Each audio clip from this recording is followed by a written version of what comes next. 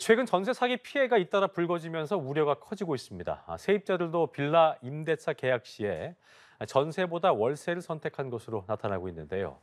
한편 주요 산유국들이 감사를 추진하면서 국제 유가가 급등하자 국내 물가에 또다시 악영향을 미칠 가능성이 제기되고 있습니다. 관련 내용들 김광석 한양대학교 경영교수와 함께 짚어보겠습니다. 어서 오십시오. 네, 안녕하세요. 예. 자, 빌라 전세에 대한 얘기가 좀 해보려고 하는데 네. 올해 1분기 서울 임대차 시장에서 아파트는 좀 괜찮아지고 있는 것 같은데 네. 빌라는 최근에 이런 사건 때문에 전세 사기 사건 때문에 그런지 네. 전세가 없는 게 아니고 빌라를 전세로 하려는 수요가 씨가 마르고 있다 이런 얘기가 네. 들리더라고요. 네. 결국 이제 전월세 시장의 큰 변화가 임대차 시장의 큰 변화가 일고 있는 모습인데요. 일단 기본적으로 전체 이 임대차 시장의 큰 변화는 네. 22년까지 금리가 치솟으면서 전반적으로 임차인의 월세 선호 현상이 집중됐었죠. 그랬었죠. 예, 그러다가 지금 아파트 같은 경우는 이제 전세 대란이 아니라 역전세난, 소위 말하는 세입자 찾기가 너무나 힘든 거예요. 그렇군요. 예. 그러면서 전세 가격이 폭락하고 그렇죠. 그런 과정이었는데 아파트의 경우에는 나름 전세 시장이 기지개를 펴는 모습입니다. 그러나 아직까지도 빌라 시장 같은 경우는 빌라 전세 시장은 한파가 여전하다 이렇게 예. 판단해 볼 수 있겠고요. 통계적으로 말씀드려 보면 전체 서울 빌라 전월세 거래량을 보면 그중에 전세 거래량이 54%에 이릅니다. 1분기가. 근데 이 값이 2011년 1분기 이후로 가장 낮아요. 그러니까 전세 거래가 아직도 회복이 안 되고 있다. 예. 네, 월세를 선호한다. 이렇게 볼 수 있겠습니다. 거래량이나 여러 지표를 봐도 그런 것인데요. 기본적으로 그 전세 사기에 대한 우려. 그러니까 집값이 떨어지다 보면 깡통 전세나 전세 사기 우려가 굉장히 커지니까 역시 전세 사기 우려가 집중됐었던 그 특정 지역을 중심으로 해서는 전세 거래가 다시 제자리로 돌아오지 못하고 있는 모습이다. 이렇게 규명해 보면 좋겠습니다. 그렇겠네요. 네. 방금 전에 조금 짚어주신 대로 아파트 임대차 시장은 그래도 조금씩 완화가 되고 있다. 그러니까 월세에서 이제 월세 선호에서 네. 전세로 좀 옮겨오고 있는 모습인 것 같은데 네. 이 차이에 대해서 좀 다시 한번 짚어주시면 좋을 것 같고 네. 그러면서 하반기 임대차 시장 어떻게 좀 분위기가 바뀌게 될지도 짚어보죠. 기본적으로 이 역전세난, 그러니까 전세 공급이 부족한 게 아니라 그게 전세난이죠. 전세 수요자가 부족한 역전세난 상황이라고 볼 수 있습니다. 아직까지도 아파트나 빌라를 포함해서 국내 이 임대차 시장을 놓고 정의를 해본다면 아직까지도. 예, 역전세는 아닌 거예요. 그러니까 집주인 입장에서 세입자 찾기가 너무나 어려운 국면인 거예요. 그러니까 전세 가격이 떨어지고요. 근데 그 바닥은 찍고 나름 전세 가격 등락률이 뭐 마이너스 0.9%까지 떨어졌다가 예. 지금은 나름 마이너스 0.4, 3, 요 정도까지 올라왔어요. 예. 그래서 나름 이제 좀 괜찮아지고 있는 모습이 아닌가, 소강되는 상태 아닌가 이런 기대를 합니다. 근데 아파트의 경우에는 지난 1분기 동안에 전세 거래량이 전체 임대차 거래 중에 62%나 차지합니다. 예. 그러니까 상대적으로 빠른 속도로 이 전세 역전세난이라는 현상이 완화되고 있고요. 또 전세 이 거래량도 보면 1만 건대를 이제 유지하는 모습을 보면 어쨌든 이 전세 시장이 나름 최저 수준, 주로 이제 금리죠. 전월세에 살기 위해서는 전세 담보대출 금리라든가 이런 금리가 너무 치솟을 때는 상대적으로 월세를 더 선호했는데 그랬었죠. 시중금리가 어쨌든 정점 찍고 떨어지는 과정에서 이제 전세 괜찮지 않느냐 하는 생각인 거예요.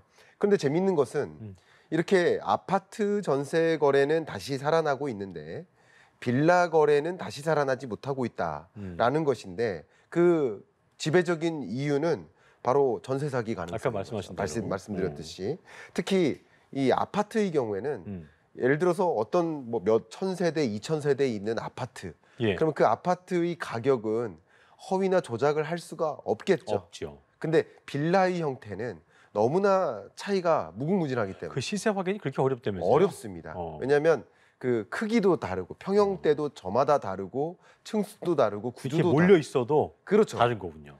그렇죠. 빌라 그 지역에 빌라 전세 매물이 몰려 있다 하더라도 정말 그 집집의 유형마다 너무나 천차만별로 다르기 때문에 그렇군요. 가격을 또 측정한 가격으로 산정하기가 어려운데 네. 그래서 인위적으로 호가를 조정하는 그런 어떤 문제점, 그런 문제점으로 인해서 전세 사기라든가 깡통 전세 문제가 실제 발생하는 그런 지역이 되고 있죠. 그런 면에서 아직까지 제자리로 돌아오지 못하고 있는 모습이다. 그래서 이 역전세난 혹은 이제 전세 사기 이런 문제가 특정 지역을 중심으로 특정 매물을 중심으로 일어나고 있다 이렇게 판단할 수 지금 뭐 있겠죠. 부산에서도 또 뭐 오피스텔 관련된 그 부부가 잠적했다는 기사가 있었는데 그러니까요. 그 사실 하반기에도 지금 말씀하시는 거는 물론 아파트는 조금 나아지고 있지만 네, 빌라는 이런 어떤 사건들의 여파로 인해서 네. 상황이 좋아지기 쉽지 않을 거다라는 말씀이신 거죠. 현재로서는 그 문제가 음. 해결될 기미가 나타나지 않고 있다. 음. 그러니까 아파트는 그나마 해결될 기미가 보이고는 있습니다만, 그러니까 일종의 또 다른 양극화 문제인 거죠. 예. 상대적으로 아파트 전세 가격이 빌라 전세 가격보다 높게 형성되어 있기 때문에 예. 상대적으로 임차인이, 그러니까 집주인보다는 임차인이, 그리고 또 상대적으로 아파트보다는 빌라 세입자가 상대적으로 소득 수준이나 여러 가지 여건 면에서 예. 좋지 못할 가능성이 높은 경향이 있는데 또 다른 측면의 양극화가 또 나타나고 있다 이렇게 볼 수 있겠습니다. 그렇겠네요. 알겠습니다. 자, 또 이 얘기 좀 해보죠. 지난 3월에 배럴당 $60대까지 하락했었던 미국 WTI 네. 서부 텍사스산 원유 4월 들어서 $80 내외에서 네. 등락하는 모습을 좀 보이고 있는 상황인데 네, 사실 최근에 오펙 플러스가 감사한 얘기를 좀 했었고 네, 중국의 또 리오프닝도 그렇고 국제유가의 상승 압력이 좀 있어 오는 상황이기 때문에 네. 이 부분들을 좀 어떻게 진단하시는지부터 좀 들어봐야겠습니다. 일단 중국의 리오프닝은 우리나라 입장에서 워낙 우리나라의 수출 대상국으로서 4분의 1 이상을 수출하는 수출 대상국이니까 그 중국 경제가 회복되는 것은 우리 경제 입장에서는 좋은 것들이 많이 있겠습니다. 예. 그렇죠? 그리고 그 밖에 뭐 반도체 설비 투자라든가 그쪽에서 이루어지는 밸류체인이라든가 글로벌 밸류체인이라고 하죠.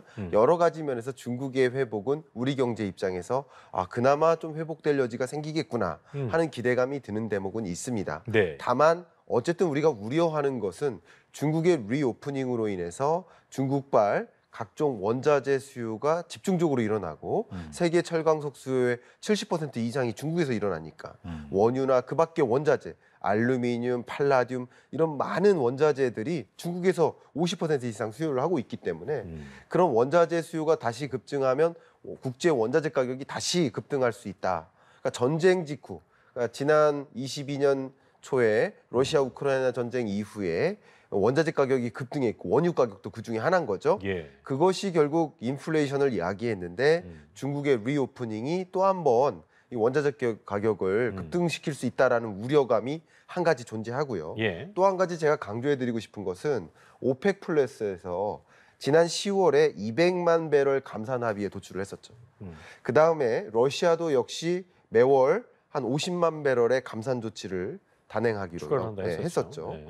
그리고 최근에 이번에 116만 배럴의 추가 감산 합의에 도출한 겁니다. 네, 네. 그래서 도합하면 총 366만 배럴의 감산이에요. 그러니까 모든 가격은 어떻게 정해집니까? 수요와 공급에 의해 결정되는데 최근 들어서 국제 유가가 나름 떨어져 준 것은 글로벌 경기 침체로 원유 수요가 줄어들 것이다라는 그런 믿음 때문에 원유 선물 시장에서 가격이 조정된 겁니다.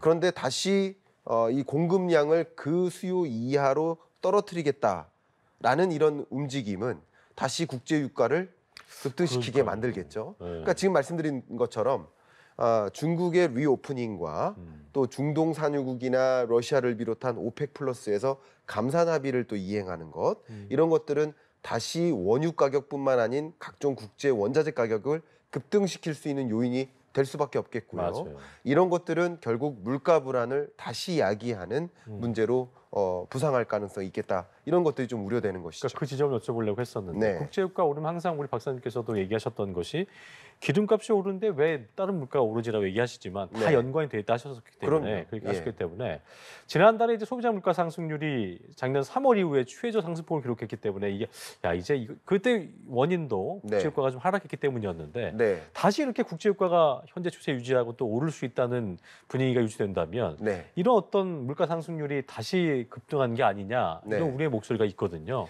어떻게 진단해봐야겠습니까? 제가 아마도 한 1년 전에 이 자리에서 그런 말씀을 드렸었어요. 우리 몸을 구성하는 70%가 물인데 맞아요. 우리 주변을 둘러싼 거세 70%가 또 역시 원유입니다. 그렇습니다. 그밖에 원유뿐만 아니라 각종 원자재 가격이 동시에 오를 거라고 가정한다면 그러면 소비자 물가를 안정화시키는데 상당한 걸림돌로 작용할 수 있겠구나. 예. 이런 걸 상상해 볼 수 있겠거든요. 실제로요. 여러분들도 보시면 아시겠지만 국제 유가의 흐름과 우리 한국 소비자 물가 상승률의 흐름이 거의 정확히 일치해요. 그러니까 국제 유가 정점이었던 게 22년 2분기였거든요. 그때 세계 글로벌 인플레이션의 정점이었어요. 미국 6월 물가 상승률 기억하십니까? 9.1%. 그렇죠. 우리나라 7월 물가 상승률 6.3%. 예. 그게 좀 나오고 근래 들어 있잖아요. 고점이거든요. 그때가 정확히 국제 유가의 고점 지점인 거예요. 그렇게 국제 유가가 나름 안정화되면서 소비자 물가가 안정화되는 흐름 이렇게 나타나고 있는데 국제 유가가 다시 반등한다?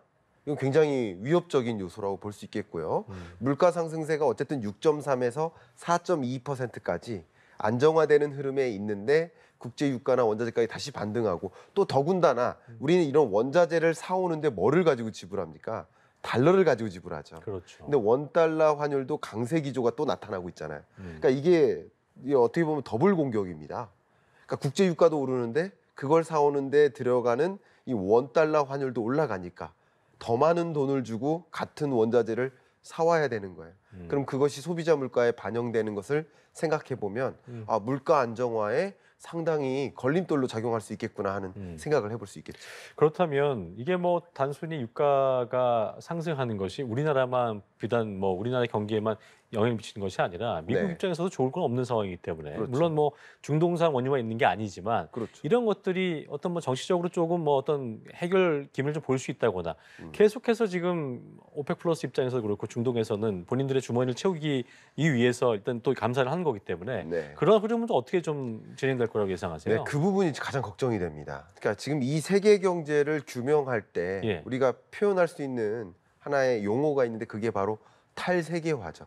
세계화의 종식인 거죠. 그렇죠. 그러니까 미국과 유럽 또 한국이나 일본과 같은 미우방국 그리고 중국, 러시아, 중동이 함께하는 우방국이기 때문에 예. 세계가 둘로 쪼개지는 이런 국면에서 미국의 니즈, 유러피언 국가, 그러니까 미국, 유럽, 한국 이런 나라들이 고물가에 시달리고 있거든요. 근데 이런 나라들의 요구가 국제 유가 잡아달라는데 과연 비동맹국인 또 이쪽의 우방국들이 그런 니즈에 부합하게 움직여줄까? 그건 아니라는 거죠. 맞춤형으로 해줄 리는 만무하다는 말씀이죠. 그렇죠. 러시아 경제도 지금 그렇죠. 마이너스 성장을 연거푸하고 있는데 미국 경제를 위해서 유러피언 경제를 위해서 같이 에너지를 공급해주고 국제 유가를 떨어뜨려 주는데 더 적극적으로 노력할까 하는 그러니까 굉장히 거시 경제나 국제 어떤 맞아요. 정치적으로도 어려운 국면이라고 볼 수 예, 있겠습니다. 알겠습니다. 여러 가지 복합적인 요소들이 섞여 있기 때문에 우리 정부 입장에서도 많은 좀 방책을 내놔야 될 것 같고 고심을 할 거라고 생각이 됩니다. 자, 그리고 당정이 2분기 전기 요금, 가스 요금 최근에 이제 좀 유예했었는데 네. 이걸 논의하기 위해서 다시 한번 머리를 맞댔습니다. 앞서 추경호 경제부총리가 이런 말을 했었죠. 늦어도 이달 내에는 결정해야 된다. 의견을 네. 밝혔기 때문에 네. 뭐 요금 인상은 불가피한 상황인 것 같은데 네. 어떤 얘기가 좀 나왔습니까? 각종 원자재 가격도 오르고 그러면 전기를 생산하는 데 들어가는 비용도 또 늘어나는 그런 위협이 작용하지 않겠습니까?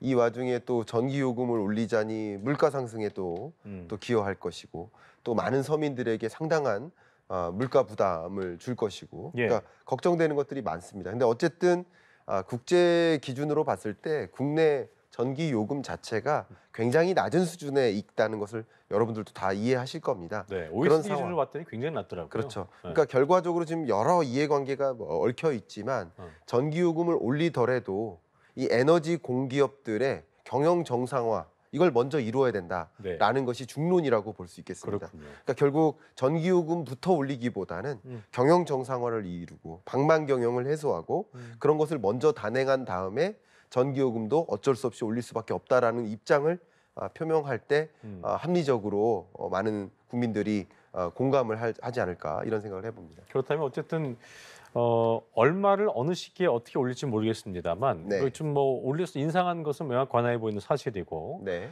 박사님 보실 때는 그렇게 인상이 된다면 어느 정도 예상할 수 있는 물가의 변수라든가 네. 그런 것들을 좀 짚어봐야 될 텐데 어떻게 좀 예상하고 계세요? 네, 기본적으로 전기값이 오르고 가스 요금이 오르고 이런 것들은 물가 상승 압력으로 작용할 수밖에 없겠죠. 특히 22년 하반기와 23년 상반기가 물가 상승 압력이 가장 고조됐던 시점이기 때문에 그때는 전기 요금 인상을 좀 뒤로 늦췄던 거예요. 예. 근데 23년 하반기 정도면 물가 상승 속도가 그래도 3% 정도로 좀 안정화될 것으로 기대하고 있거든요. 예. 그렇기 때문에 전기요금을 23년 하반기나 혹은 24년에 인상하는 것도 그렇게 늦지 않다 이렇게 생각을 하고 있고요. 그러니까 물가 상승 압력을 잡기 위한 노력과 또 서민 부담을 가중시키지 않는 노력, 그리고 전기요금을 나름 정상화하는 노력, 이런 것들이 정말 여러 가지 산식이 복잡하게 얽혀 있기 때문에 네.